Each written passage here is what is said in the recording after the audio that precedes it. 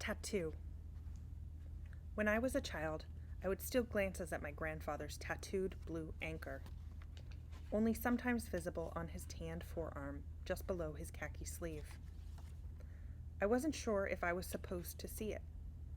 I thought tattoos must have something to do with the Navy, or going to sea, or that war that happened long ago. I had seen them only on white-haired men. Years ago, we took our small daughters to a lake and found it changed.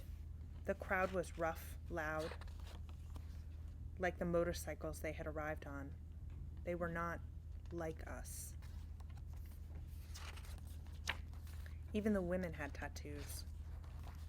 We called the beach Tattoo Beach and never went back. A few years ago, my daughter, Danielle, gave me a postcard.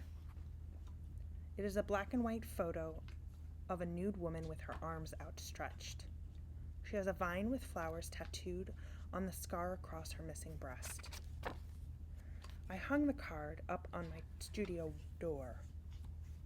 I admire the woman's courage, her joy, her beauty, her defiance. This summer at Haystack, I shared a studio table with George from Philadelphia. I was afraid of him, a very tall black man with a shaved head, who made complex, powerful, angry art. He was loud, brash, gay. Then I heard him sing in a beautiful soprano voice as he worked, and saw that the tattoo on his muscular brown arm was Curious George. One night, he was looking at the book I was making, called Living, and told me that when he was 16, his mother had died of breast cancer.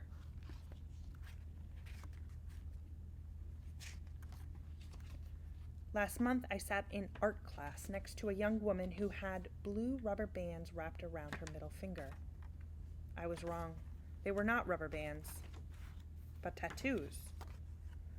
After class, our instructor admired this young woman's tattoos and bared her own self-inflicted art. The young woman had pricked a blue ring on her finger. The older woman, a wide blue bracelet on her wrist.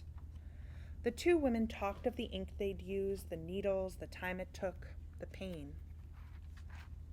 I couldn't believe any woman would do that to herself.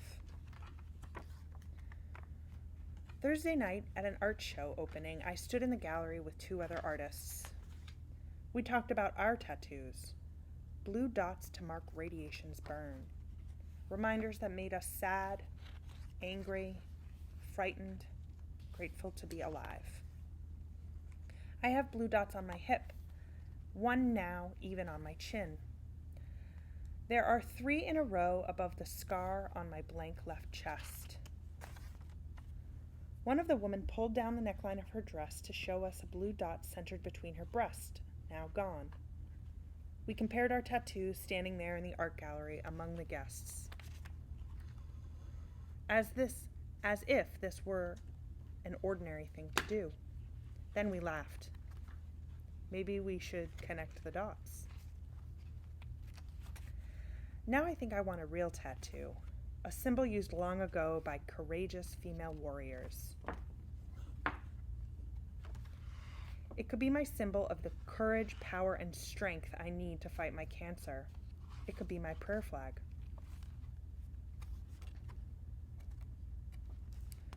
Will I dare to prick the surface?